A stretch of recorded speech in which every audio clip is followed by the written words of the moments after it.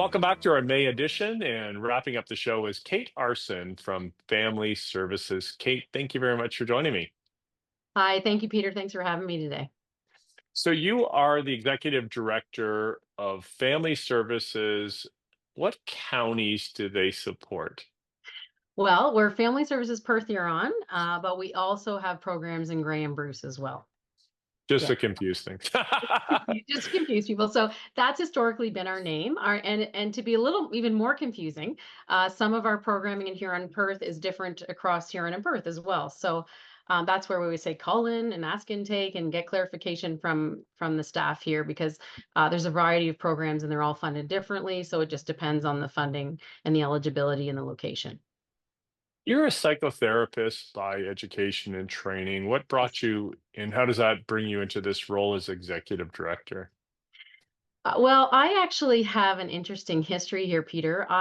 Coming fresh out of grad school many years ago, I was hired here at Family Services in my 20s, and I had started as a marriage and family therapist and psychotherapist at that time. And so I worked with the founder, Al McIntyre, who was working here at the time and was my supervisor. And I landed in community because, in those days you put your resume out, you get a great job, you're going to learn and grow with others.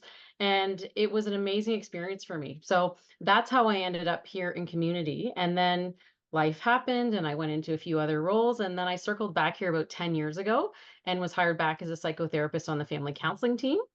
And now that has evolved. I was the clinical supervisor for several years. And as of very recently, I'm the executive director. Lovely. Congratulations. Thank you. Kate, how are you funded? Well, we are funded because we're a multi-service agency, Peter. We're part of Family Service Ontario, so there's many of us across Ontario. And what that means is we have a variety of services, kind of from cradle to grave, really. So our funding, there's quite a variety of that funding as well. The majority of our funding comes from the Ministry of Community or Children and Community and Social Services, so MCCSS. We also have some funding from the Ministry of Health for a seniors program and persons with disabilities. We also have other funders such as the United Way, who's been an amazing partner of ours. We've been a partner supported agency for years. Recently, Community Foundations has just given us some money again for some men's programming. We have a really good relationship with our local municipality. So the city of Stratford funds us for anyone receiving social services. In fact, I was just at one of the council committees last night about that really successful partnership there. And then we also have a number of private donors. Sometimes families just send a donation, which, as you know, this is an amazing, generous community. And last but not least, of course, we have the partnership with the Rotary Club here in town, who owns the Rotary Respite House, and all of the support that we get through Rotary in funding and also supporting us by owning and running the house. So a lot of different pockets, but it's pretty amazing because it gives us a lot of room and wiggle room with eligibility for us to really be able to serve people's needs for where they're at the time that they reach out. So, for people that aren't familiar with family services, just practically speaking, tell us about a couple of just programs that are well used in the community. Well, I would say that right now, what I would say is across the board, all of our programs are well utilized. And I know it's always said in social services, but there's always opportunity for room and growth in our services. Um, One of the team that I was on for many years is the clinical team. So there's broad-based family counseling on that team. We serve youth to seniors. We have a men's program, violence against women's programming, a lot of groups that run in the community for all sorts of we call it issues sometimes, but really what it is life experiences, right? And how people are coping with that. So we're helping in the clinical side with a lot of the individual counseling, group counseling. Also for those with a developmental delay or their family members, there's counseling.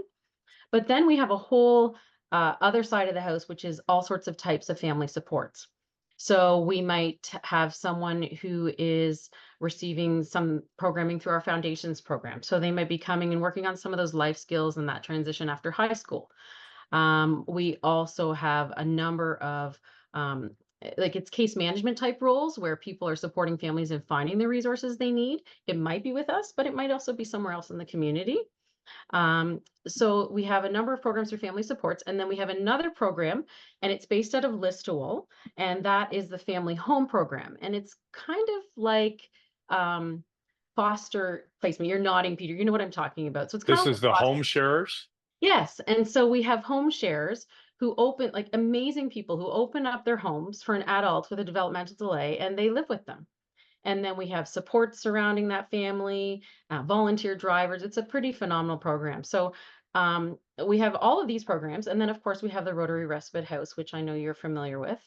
And the Rotary Respite House has been around a while. I always get the year mixed up, but I think I was pregnant at the time. So it was about 22 years ago. And I recall sitting with our former director, and he was working with Rotarians, and he was so excited about this idea that everyone had worked on for years to make it a reality.